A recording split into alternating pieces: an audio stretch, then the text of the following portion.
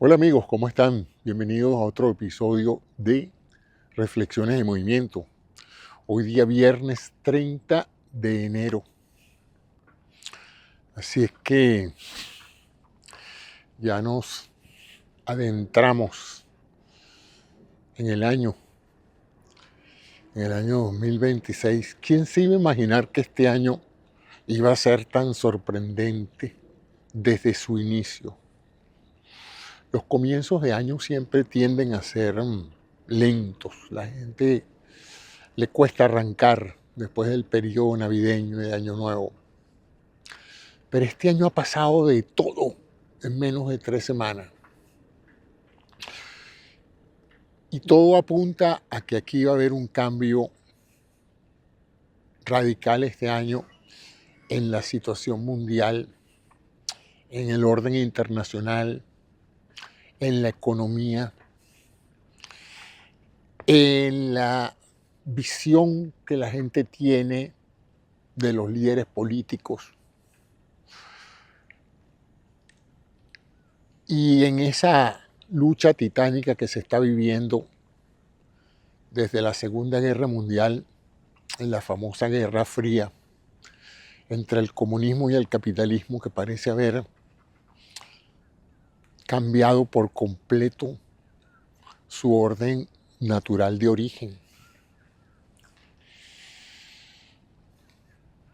Después de la Segunda Guerra Mundial ya estaba claro el eje comunista, fundamentado en el marxismo-leninismo, y era claro, evidente, el carácter totalitario de esos regímenes, tanto en la Unión Soviética y los países del eje de Varsovia, como en China, donde también surgió producto de las grandes desigualdades, producto del capitalismo salvaje del siglo XIX y de comienzos del siglo XX. Se cayeron los tradicionales imperios europeos, se cayó el imperio japonés y emergió un orden mundial creado por la visión de grandes líderes como Franklin Delano Roosevelt y muchos otros que introdujeron la necesidad de crear organizaciones que permitieran un orden internacional, un equilibrio. Y surgió, por supuesto, el eje entonces que tenía como centro a los Estados Unidos, que se transformó en una superpotencia. Dominaba la tecnología nuclear, la tecnología electrónica, la creación y distribución de bienes de consumo civil masivo, una industria armamentaria monumental que permitió ganar la Segunda Guerra Mundial. Y desde entonces hemos vivido en ese orden donde los países tienen dos alternativas. Se mantenían neutrales, lo cual era extraordinariamente difícil por las presiones de cada grupo de que vente del lado de mi tribu. Entonces era muy difícil para ciertos países mantenerse neutrales ante esos dos grandes titanes nucleares, cada uno con su esfera, con su gravedad, con su influencia de fuerza de atracción hacia su eje, ¿no? Y por supuesto era claro que las democracias liberales, las socialdemocracias y todos aquellos países amantes de la libertad y fundamentándose en el proceso democrático, tenían que plegarse pues al eje de los al eje de los de Occidente, como se le decía, ¿no? Al eje capitalista, afiliarse a un sistema que podía mejorarse, podía racionalizarse para que no fuera el capitalismo salvaje del siglo XIX y principios del siglo XX, sino que fuera un capitalismo más regulado, más egalitario, más socialmente consciente de la importancia de crear bienestar y bienestar económico para la mayoría de los ciudadanos y no para una élite.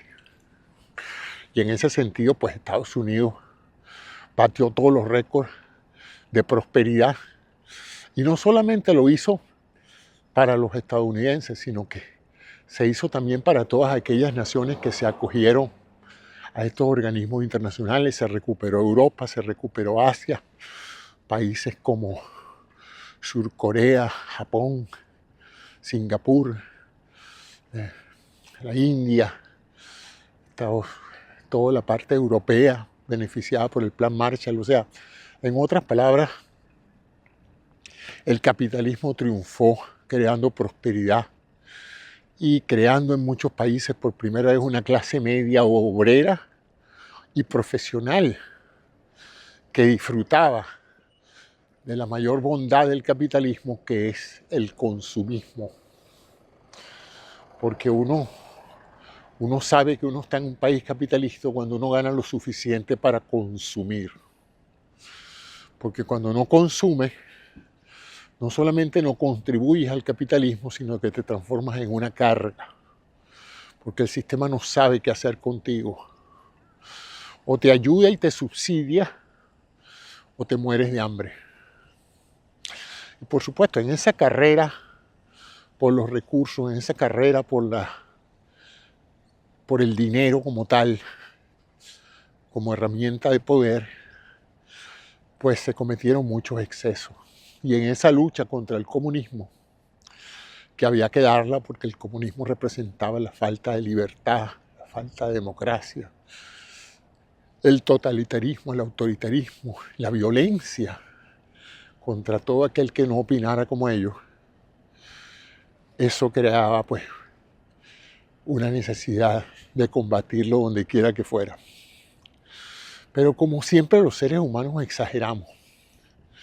Y detrás de esa lucha por la libertad y la democracia en los pueblos, entonces se empezaron a abusar de ciertos pueblos que todo lo que querían era un espacio de desarrollo social propio, que no dependiera de una potencia o de la otra, y que quisiera de alguna manera redistribuir los beneficios económicos de un país para que la mayoría de las personas gozaran de una mejor calidad de vida.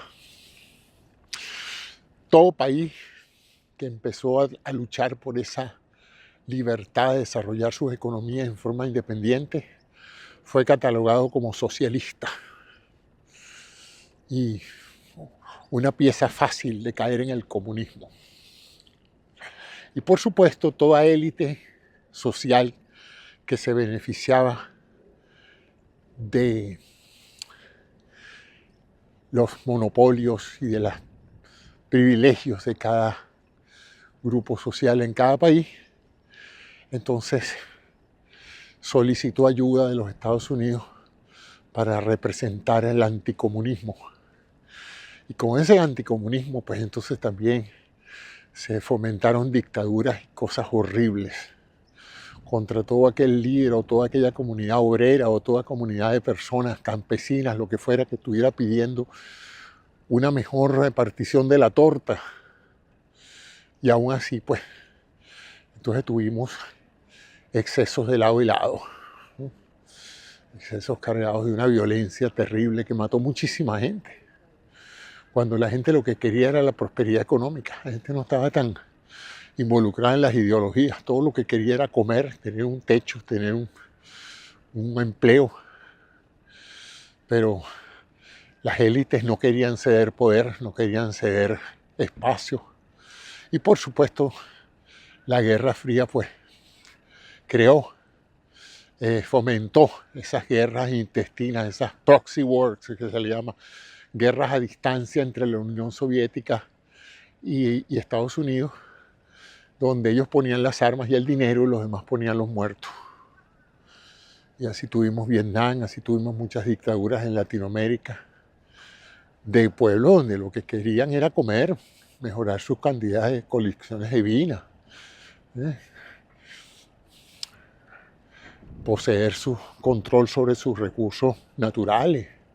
Ese tipo de cosas, pues, algo normal, algo perfectamente entendible para cualquier persona independientemente de su ideología. Pero en el contexto de la Guerra Fría, pues, toda persona que pidiera ser nacionalista, se le caía encima y se le acusaba de socialista y comunista. Y entonces lo social, que es algo tan natural a la especie humana, porque somos una especie social, no podemos vivir separados, tenemos que unir esfuerzos y trabajar mancomunadamente para salir adelante. Por lo tanto, necesitamos una estructura social que nos permita ayudarnos mutuamente. Pasó a ser sinónimo de comunismo, con todo el agravante que eso trajo, con toda la cantidad de proyectos que fueron castigados por el hecho de parecían zurdos, como se le dice ahora, porque ahora todo el mundo está obsesionado con la mano izquierda. Lo cierto es que ese experimento comunista fracasó, su economía cayó por diversos factores que no estoy, digamos, capacitado ni siquiera para comentar mucho, porque jamás estuve en un país comunista. O sea que no puedo hablar con propiedad de nada en relación con ese sistema, pero los cuentos que he escuchado de gente que sí ha podido vivir o que sí pudo vivir en un país comunista son de terror. Así es que no hay forma de manera de compararlo. Y así llegamos ahora a este momento, en que pensábamos que todo eso estaba ya establecido, quiénes eran los buenos y quiénes eran los malos, quiénes eran las naciones perversas, cuáles eran las naciones explotadoras, colonialistas, que usufructuaban los recursos de otros países y que violaban la ley a su gusto porque tenían el poder de las armas, lo que se llamaba la diplomacia de los botes de guerra, o gunboats diplomacy, esa diplomacia de o haces lo que yo digo diplomáticamente o te pongo un par de barcos de guerra y te bombardeo mañana. Esas etapas se pensaban que estaban superadas, incluyendo de una u otra manera, también se pensó que había disminuido el riesgo de una conflagración nuclear por el hecho de que ya los países que tenían más armas nucleares empezaron a hacer planes para disminuir las cantidades de esas armas y tratar en lo posible de establecer mecanismos de seguridad para que nadie se equivocara y nadie lanzara una de esas terribles bombas por accidente o por la idea de creer que porque la lanzas primero vas a ganar la guerra. De manera de que yo pensé que cuando entrábamos al siglo XXI ya podíamos respirar un poco más tranquilo porque se avecinaba un nuevo milenio de reglas claras. Los países parecían estar conformes con sus límites geográficos. Había conflictos todavía entre uno que otro país por diferencias de tipo religioso y étnico. Eran las más importantes. Pero se avecinaba una ola de globalización que permitía pensar que la verdadera paz se logra cuando tú no puedes hacer la guerra con tu mejor cliente o con tu mejor proveedor. Que gracias al comercio internacional y a la creación de líneas de suministro que permitieran que tu negocio prosperara con los productos de otro país o de otro continente y ellos a su vez prosperaran con los productos que tú haces de tu país, pues se esperaba que representara una era de prosperidad global que la necesitamos porque ya empezábamos a darnos cuenta de que los problemas del planeta son globales, de que no se terminan. La pandemia fue un gran ejemplo de eso, ¿no? Y muchos otros trastornos como el cambio climático reflejan que las cosas que hay que hacer para seguir viviendo unos cuantos miles de años más tienen que ser abordadas en su totalidad por la mayoría o por todos los países del mundo.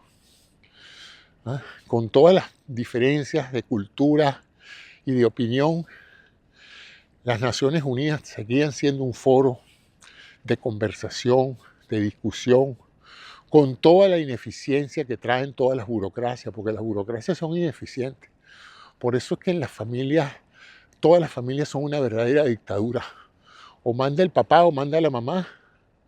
Lo cierto es que los muchachos no tienen ningún, ningún peso en gran parte de su vida sobre las decisiones de la familia. Ahí se obedece a papá y mamá y lo demás es lo de menos. Ahí no hay que aprobar las vacaciones por mayoría, porque simplemente pues, sería sumamente ineficiente el manejo de una familia si tuviéramos que hacer consenso entre todos los miembros de la familia para decidir la marca de jugo de naranja que se va a comprar. De tal manera de que, fíjense, pues en esos casos, yo sigo pensando que las cosas se manejan bastante autoritariamente. Igual que en los ejércitos son una excelente expresión de dictaduras de rango, ¿no? Ahí manda el que tiene más chapas en el uniforme que tú, y ahí no hay una alternativa, o se obedece o se obedece.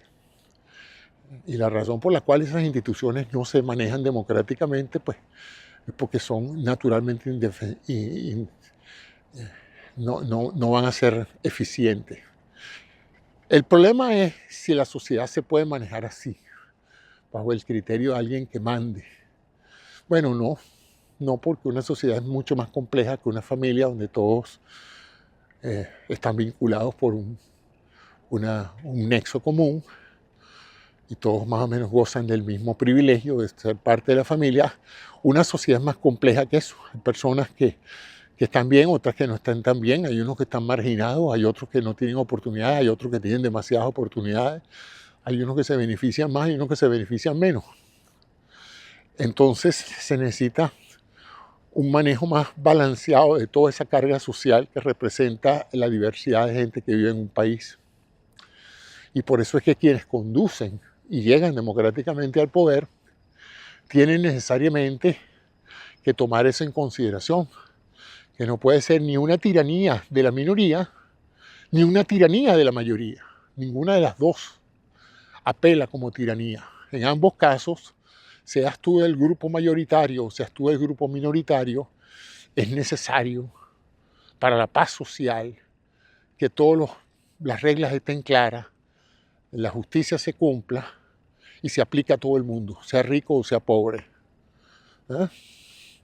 Y así estábamos ya entrando en una etapa internacional donde había una Corte Internacional de Justicia, una serie de instituciones de comercio, de seguridad, de todo tipo, de cambio climático, acuerdos de cambio climático que ya habían establecido acuerdos para que todos tomáramos decisiones y nos sumáramos a la salvación eventual de la existencia humana en este planeta. Pero de un momento dado, este año, ya empezó el año final, a final del año pasado ya había, ¿cómo se llama? Conatos de que el orden internacional podía verse complicado. Ya después de años de estar siendo Estados Unidos el paladín de los tratados de libre comercio, la libre competencia, el mercado como el recurso nivelador de la economía y la legalidad como única forma de mantenernos en paz, sin caernos a tiro. Bueno, de repente llega una persona, pero no quiero que por decir que llega una persona, todo pasó por una persona, sino llega una persona que representa un movimiento de gente muy poderosa, pero muy poderosa, que no quiere realmente que ese orden internacional, que ese libre comercio, que esas ventajas que los países están desarrollando en base a sus habilidades, a sus recursos naturales o a su talento, siga así. Y que lo que hay es que prolongar la hegemonía del país más exitoso en la historia de la humanidad, que es Estados Unidos, una hegemonía que viene desde el 45, en la Segunda Guerra Mundial termina, Estados Unidos gana la guerra junto con Rusia, Ambos se lanzan a ser hegemónicos. Rusia fracasa, Estados Unidos prevalece, pero prevalece para promover la libertad y la democracia. No prevalece Estados Unidos para dominar el mundo y hacer con el mundo lo que quería hacer la Unión Soviética, porque entonces la verdad es que no estábamos realmente ganando nada. Pero eso ni siquiera se planteaba. Estados Unidos seguía teniendo liderazgo y cultura política internacional y nacional que favorecía la libertad de prensa, los derechos civiles, la inviolabilidad del hogar, el respeto por la vida y por la ley, y el balance de poder, los tres poderes, ¿no? Cada uno chequeándose y evaluándose unos con otros. Y de repente aparece un hombre que, como dije, no solo viene con una visión diferente de probar los límites del autoritarismo, es decir, ya que yo voy a tener poder, yo quiero saber qué tanto poder voy a tener. Y la única manera de saber qué tanto poder tiene uno no es diciendo yo soy muy poderoso, no, es haciendo cosas que los demás tengan que aceptar por la voluntad de uno mismo. Y siempre se pensó en esta sociedad americana a la cual ahora pertenezco, que la educación constitucional que aquí teníamos hacía claro para todo, para militares, para intelectuales, para círculos económicos, para círculos obreros, para todas las fuerzas sociales, para los grupos religiosos, que este era un país con chequeos y balances, que aquí iba a ser muy difícil que hubiera un nuevo rey o que se montara una clase social y dominara y oprimiera a todas las demás. Este sistema se vanagloriaba de haber creado una democracia de 250 años. Este año cumplimos años de ese proyecto democrático.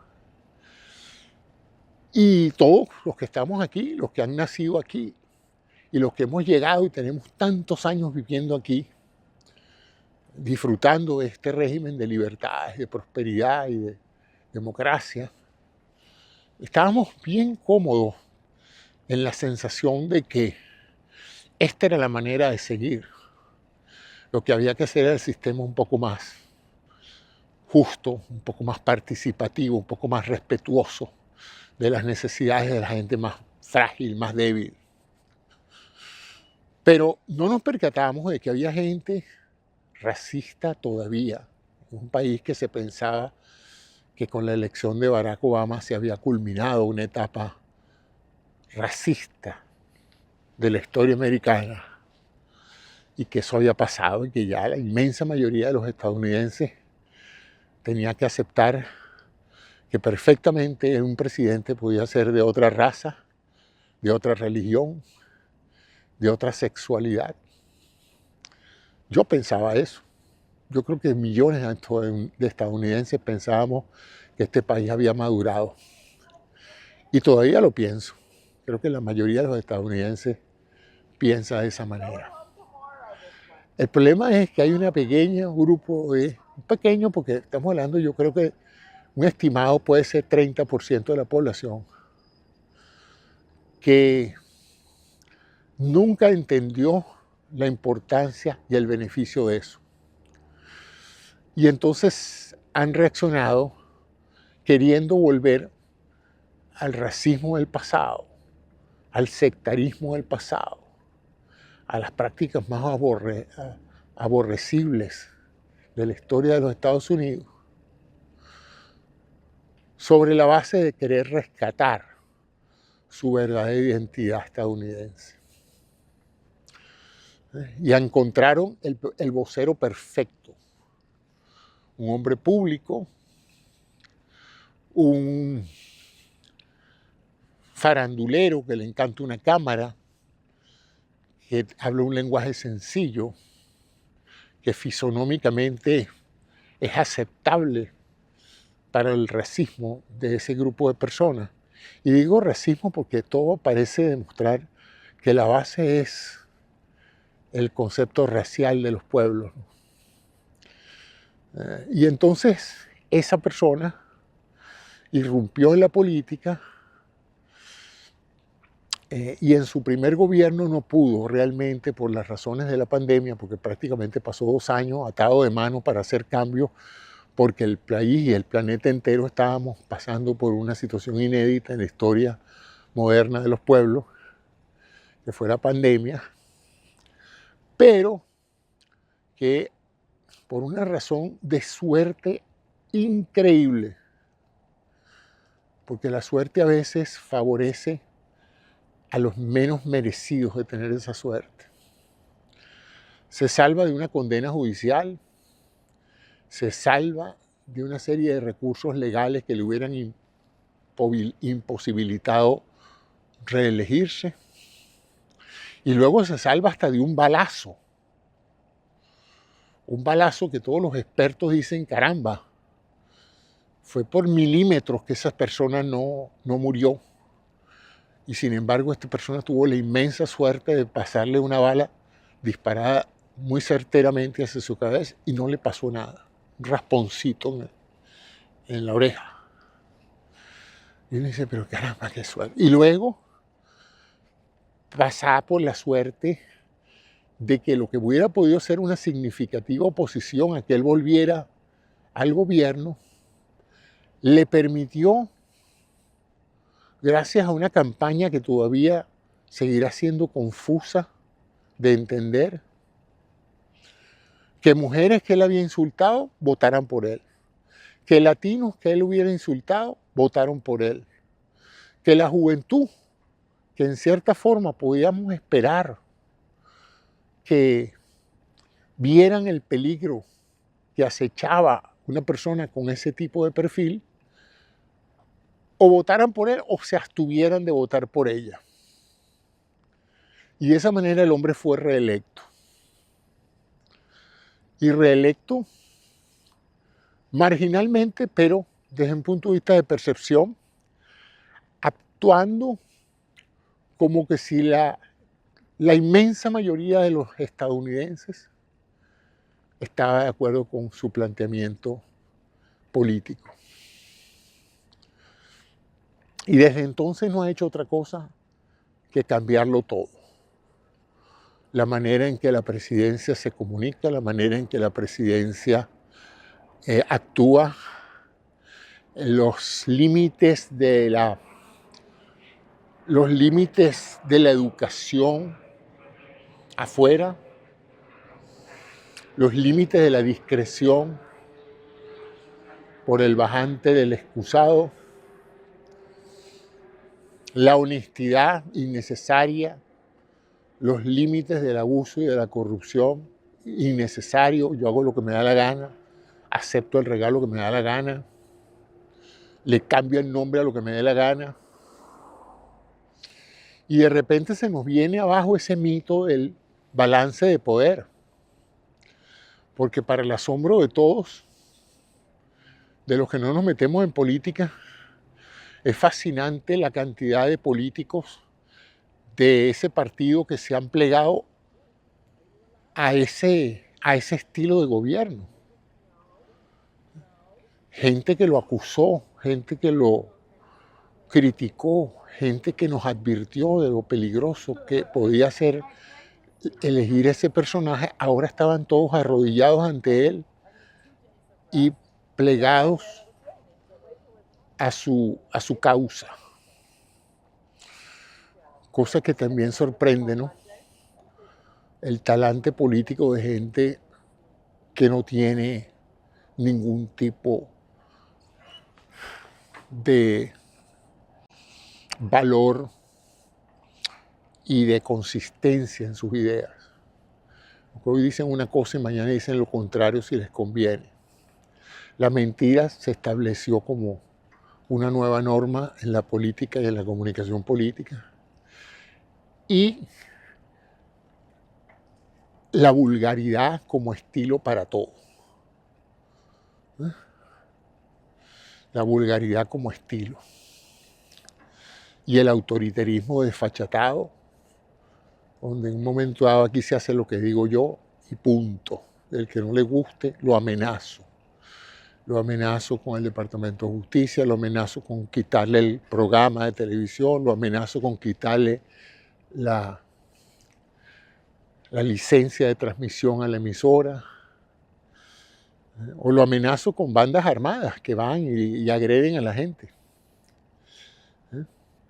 Pareciera contar con una cantidad de psicópatas que al menor signo de indicación salen corriendo a caerle a palos a alguien si el alto mando pues así lo sugiere. Y cuando todo eso ya estaba en cierta forma preocupando a la gente que viene monitorizando lo que es el ascenso del fascismo a través de la historia, desde la Italia de Mussolini, pasando por la dictadura de Franco, pasando por el nazismo y otros proyectos similares que han acontecido en otros países, en Pinochet, en Chile, las dictaduras militares en Argentina y Brasil, en Perú. Pasando por todo eso, entonces tenemos ahora que la actitud de ese grupo político es hacer de ese estilo de política no solamente el orden del día dentro de los Estados Unidos, sino que vamos a hacerlo internacional. Vamos a extender esa prepotencia, esa arrogancia, esa vulgaridad a nuestras relaciones internacionales. Vamos a aprovecharnos de la influencia política de la moneda, de la economía y de la Fuerza Armada para sacar del mayor provecho de todos nuestros aliados y competidores, bajo la premisa de o lo aceptas o te destruyo. Esta mañana estaba oyendo a un político conservador, Graham, diciendo: si Europa no hace lo que nosotros queremos, le vamos a destruir su economía. Solo que Europa es aliada de los Estados Unidos, pero no creo que los aliados están muy contentos con este nuevo estilo o con esta nueva dimensión del papel de los Estados Unidos de ser un unificador de países amantes de la democracia y de la libertad, a pasar a ser el guapetón de barrio que, usando su poder, pretende que todo el mundo haga lo que le da la gana, y si no les gusta, pues aténganse a las consecuencias. Aparece de nuevo una frase que parecía que se había olvidado en la diplomacia internacional, que es o por las buenas o por las malas. Yo no sé si realmente eso es una buena parte diplomática, ¿no? Pues los diplomáticos se caracterizan por ser personas, digamos, poco precisas a la hora de hacer los planteamientos. Pero eso de que o aceptas estos términos de negociación por las buenas o por las malas, suena como esa escena famosa del Padrino, donde él hizo que un director de cine contratara a alguien por una película, por las buenas o por las malas. Y él aceptó. Entonces, tenemos esa situación y ahora tenemos las consecuencias, ¿no? Un mundo de aliados que está buscando nuevos aliados. En estas últimas semanas hemos visto a nuestro aliado del norte, al mejor vecino que una nación haya tenido en su historia, Canadá, de Estados Unidos, y ahora resulta que los canadienses se ven humillados e insultados por el presidente de los Estados Unidos, y manifiestamente diciéndoles que van a ser anexados a la Unión y que van a pasar a ser un Estado más. Una cosa que se pensaba era inconcebible a partir de los últimos años, la idea de que todavía hubiera naciones queriendo apoderarse de otras naciones o de territorios de otras naciones. La crisis comenzó, a mi juicio, abiertamente con la crisis de Ucrania, donde Rusia decidió de un día para otro cruzar la frontera con tanques y apoderarse de territorios ucranianos. Había habido varios antecedentes anteriores. Irak había tratado de apoderarse de Kuwait. Y por supuesto está la eterna lucha entre entre palestinos e israelíes por los terrenos vinculados a Palestina.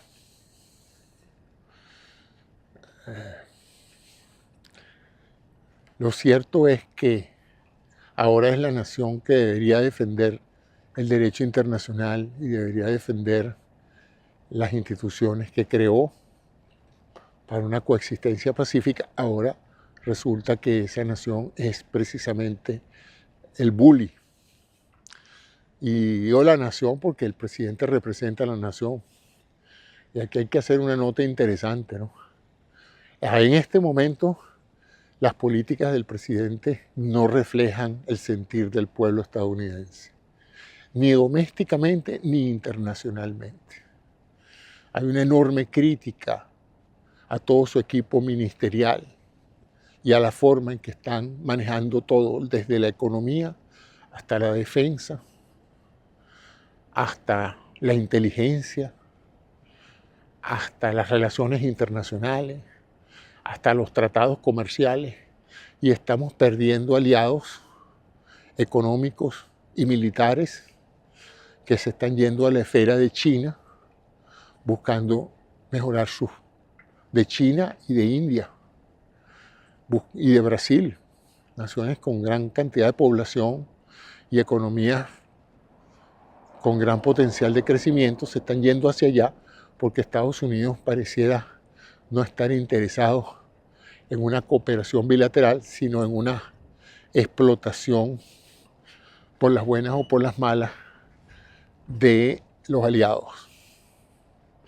Y eso es un peligro para la seguridad de los Estados Unidos, porque la seguridad de los Estados Unidos no ha dependido en estos últimos años, desde la Segunda Guerra, de tener cañones, armas nucleares y muy valorosos o bien entrenados soldados, sino lo más importante ha sido que tenemos muchos países aliados que nos han permitido tener bases militares, que nos han comprado nuestra tecnología militar, que nos dan información de inteligencia sobre nuestros enemigos y que estarían dispuestos a pelear con nosotros para defendernos a nosotros también. Y todo eso en menos de un mes se ha tirado a la basura. Impresionante. Yo creo que no ha habido una etapa más destructiva de las relaciones internacionales de los Estados Unidos como este mes de enero.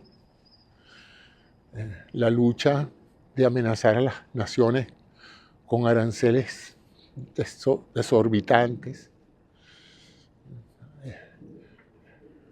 presentándolos como una herramienta superior de negociación, cuando lo que han hecho es crear una enorme desconfianza y ha obligado a esas naciones, a la Comunidad Europea y a Canadá y a otros países a pensar dos veces si Estados Unidos es un aliado confiable en lo económico y en lo militar, y a pensar la posibilidad de independizarse de esa vinculación estrecha con los Estados Unidos, cosa que no nos beneficia a nosotros. Eso en la parte internacional. Y en la parte doméstica, bueno, imagínense el caos que hay. Por primera vez, creo que en la historia de los Estados Unidos, se ha observado un esfuerzo innegable de la presidencia, del Poder Ejecutivo, para controlar militarmente las áreas del país que no están de acuerdo con él. Algo que nunca se había visto antes, y con la excusa de una presumible invasión interna por parte de las personas que trabajan en este país duramente y que no han tenido la oportunidad de legitimarse con una legalidad que les dé papeles.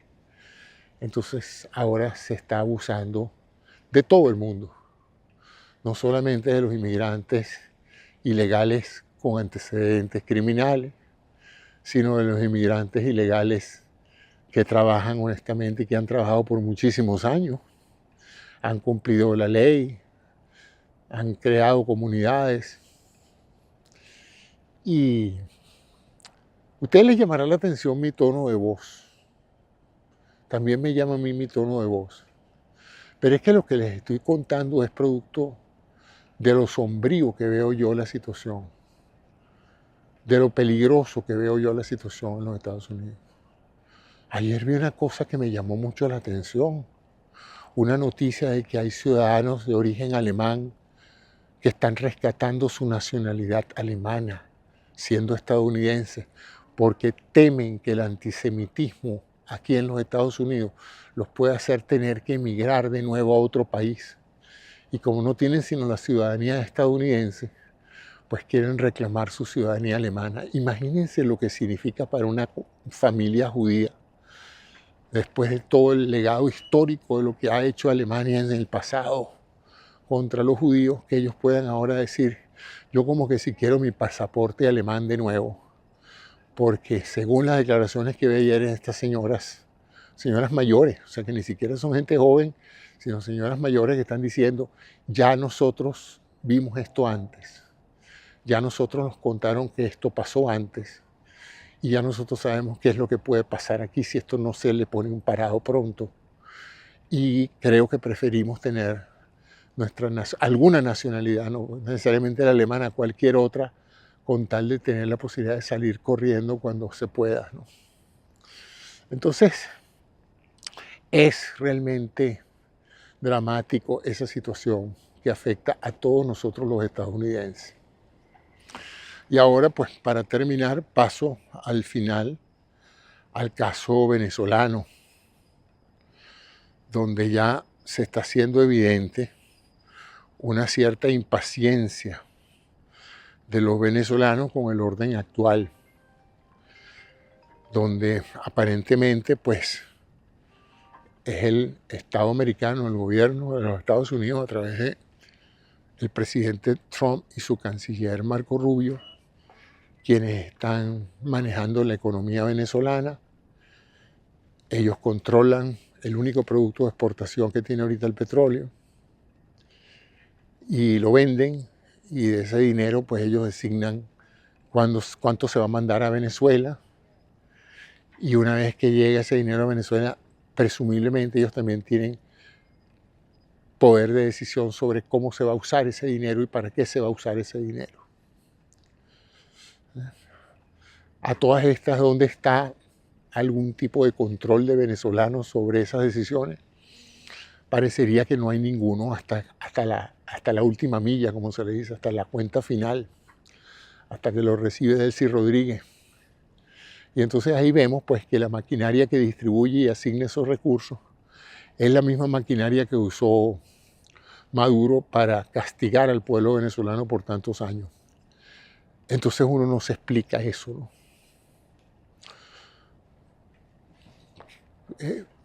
Hay que tener paciencia, dicen. Bueno, yo creo que no hay otro remedio que tener paciencia, pero los pueblos del mundo se preguntan, y digo no porque lo he visto comentarios de esto, sobre todo en Europa, en las comunidades europeas, en los documentales dicen, caramba, qué fácil le resultó al gobierno americano apoderarse de Venezuela. En 3-4 horas de una operación militar sorprendente, muy buena la operación, fascinante, pero bastó con que se metiera preso al presidente para que todo el resto del país se entregara por completo al dominio del presidente de los Estados Unidos, porque ni siquiera el presidente de los Estados Unidos contaba con el apoyo del Congreso para esa decisión. O sea que ni siquiera podemos decir que el gobierno americano encabezado por el Congreso designó al presidente como el administrador de Venezuela, sino que esto todo se ha hecho a motus propio.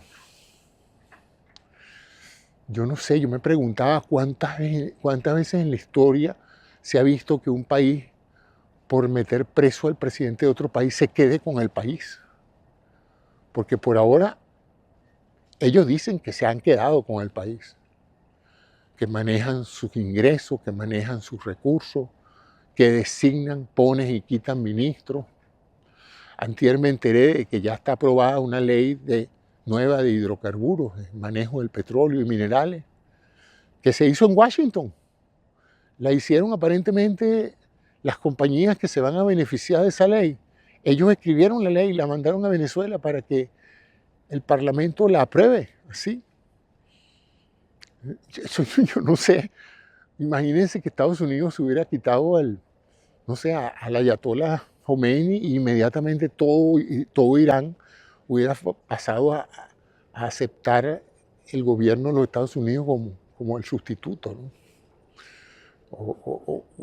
Es que no me imagino. Entonces mañana se puede meter preso a Lula y Brasil entero se somete a la jurisdicción y a la soberanía de los Estados Unidos. Y esto se puede realmente hacer. Parece inverosímil que esto se pueda hacer, ¿no? Que un país, porque detuvo a un presidente ilegítimo, en vez de poner al presidente legítimo a cargo de esa gestión, pues ha tomado el control del poder. La excusa es evitar el baño de sangre, pero es que el miedo sigue. El miedo sigue, la falta de libertad de opinión sigue. Se dice todos los días,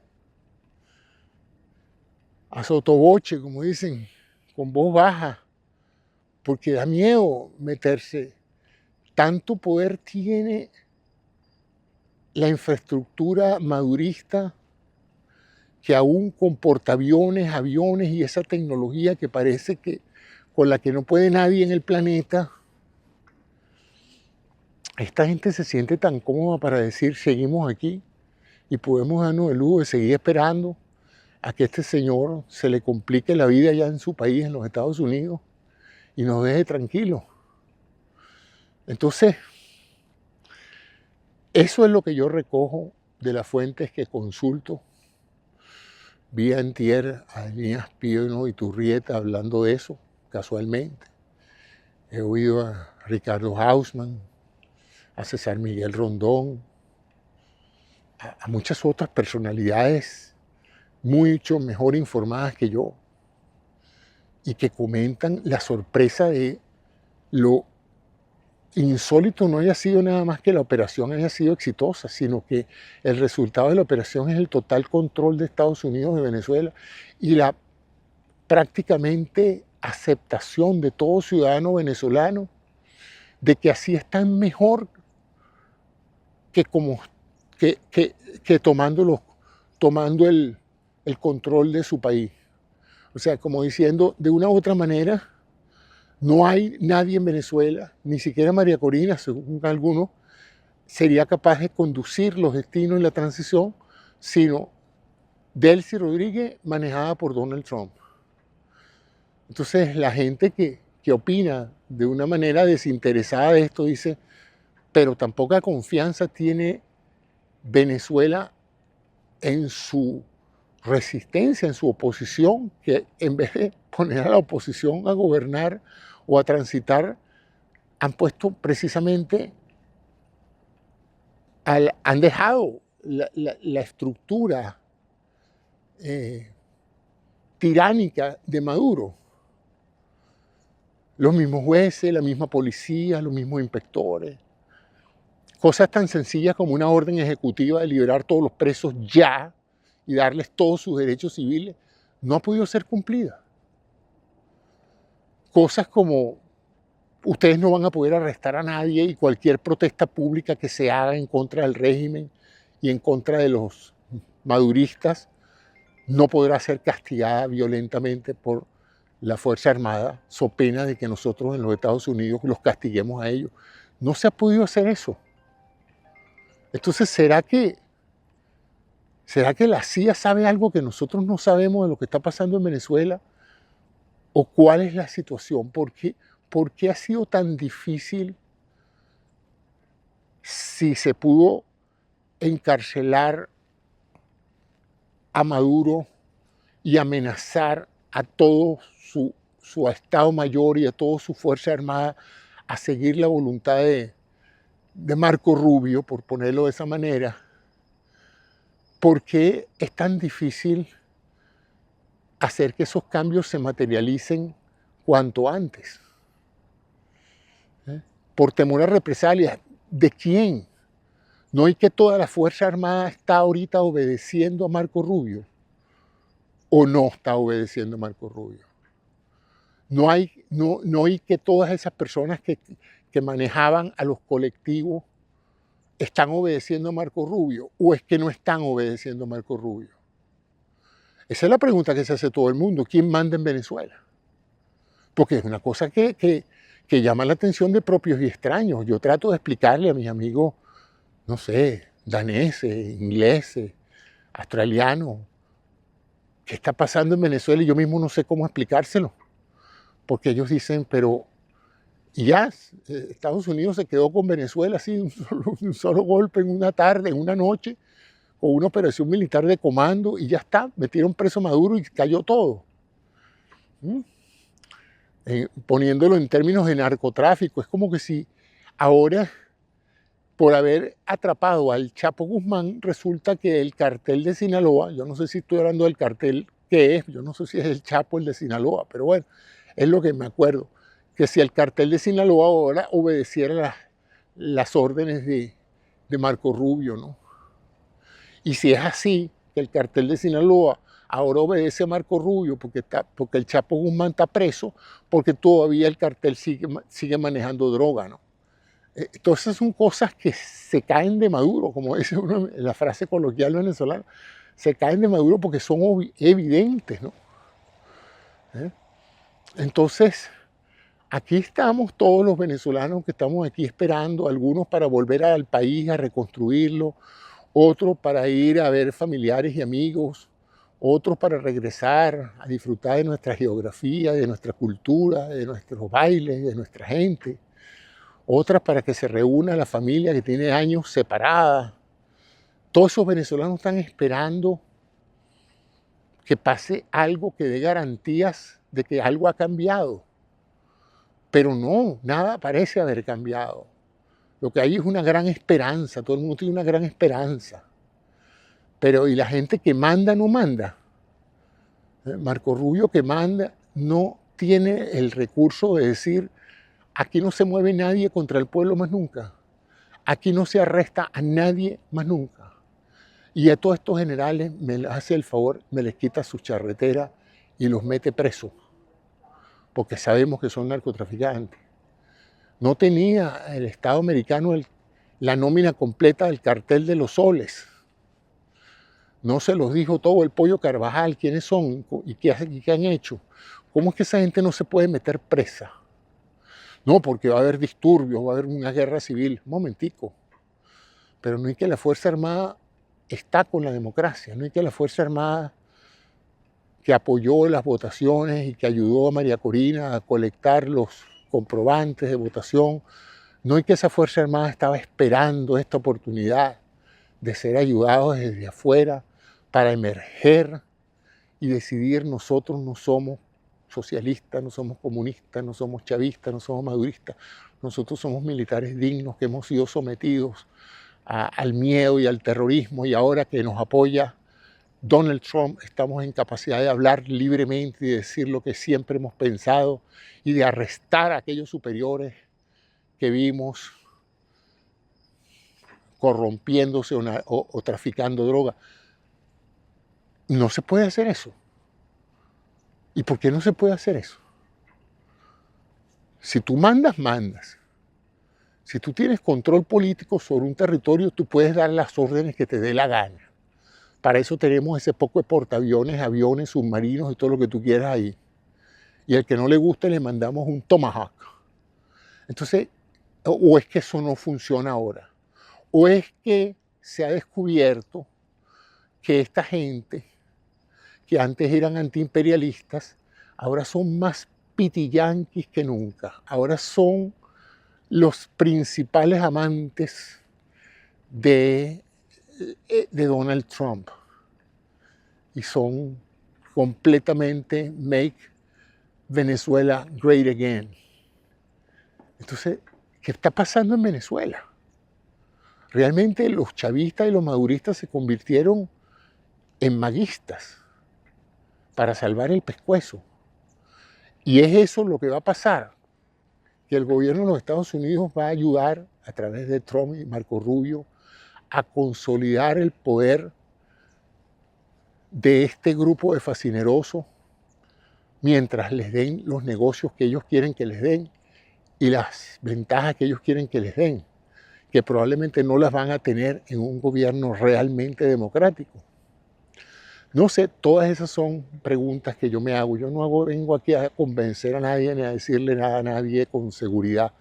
Yo solo me hago preguntas. Por eso se llama reflexiones en movimiento. Porque lo que hago son reflexiones en voz, reflexiones habladas, reflexiones que también para colmo las hago públicas.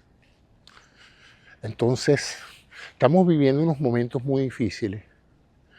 A nivel mundial, por toda la traslocación que describí antes, que este gobierno de Donald Trump ha creado contra nuestros aliados en la economía internacional, en el pesimismo que hay sobre qué está pasando, que ahora China es el paladín del libre comercio y Estados Unidos el paladín de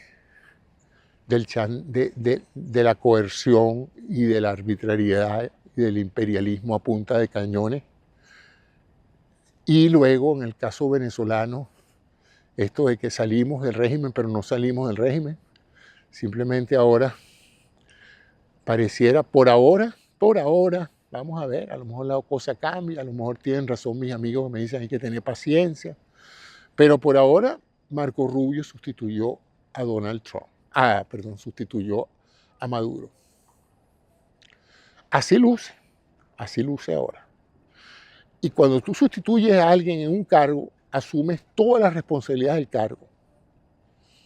En otras palabras, todo lo que pase en este momento en Venezuela, con alguien que salga a manifestar, con alguien que salga a protestar, con alguien que salga a quejarse o a hacer un programa de opinión o lo que sea, cualquier cosa que pase de una u otra manera está bajo la autoridad de Marco Rubio.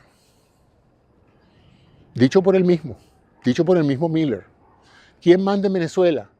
Nosotros. Los Estados Unidos mandan en Venezuela. Si eso es verdad y ustedes asumieron el cargo y Trump se inauguró como presidente encargado de Venezuela, transitorio, bueno, el presidente transitorio es responsable ahorita de todo lo que pasa en Venezuela, lo bueno y lo malo. Entonces, si hay todavía presos, si hay oscuridad en el manejo de ese dinero que está entrando a Venezuela, y si no están las cosas claras, no hay otro responsable que Marco Rubio.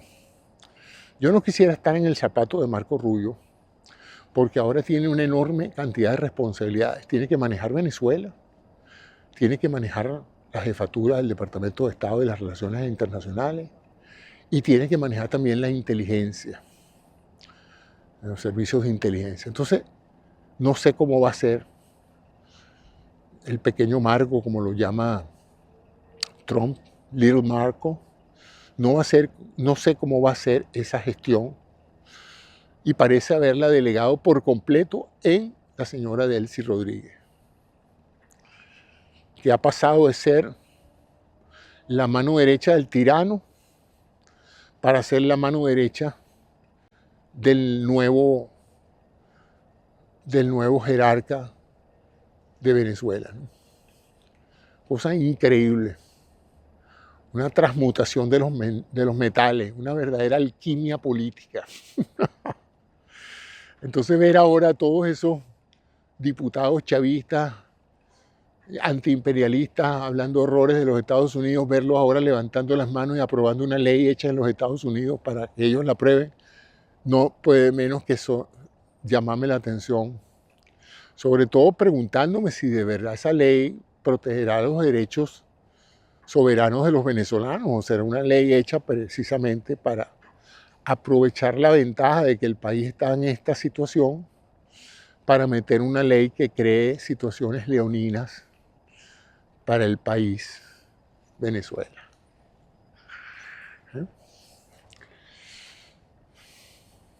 No sé qué piensen ustedes cuando oyen estas letanías mías, pero es lo que me quita el sueño en la noche de pensar qué está pasando y qué va a pasar que me afecte a mí como estadounidense y como venezolano, a mí y a mi familia. Entonces, bueno, amigos, hasta mañana ya. Muchas gracias. Mañana es sábado y veré si tengo ánimo de hablar de algo. Muchas gracias y que tengan ustedes unas buenas noches. Y si creen que estos comentarios pueden ser de utilidad para alguien, suscríbase, active las notificaciones, opine. A lo mejor les da miedo opinar, sí, es verdad. Aunque no sé, yo veo opiniones por todas partes, o sea que no entiendo por qué la gente no opina sobre las cosas que yo digo. Opinar positiva o opinar negativamente. Bueno, hasta luego pues.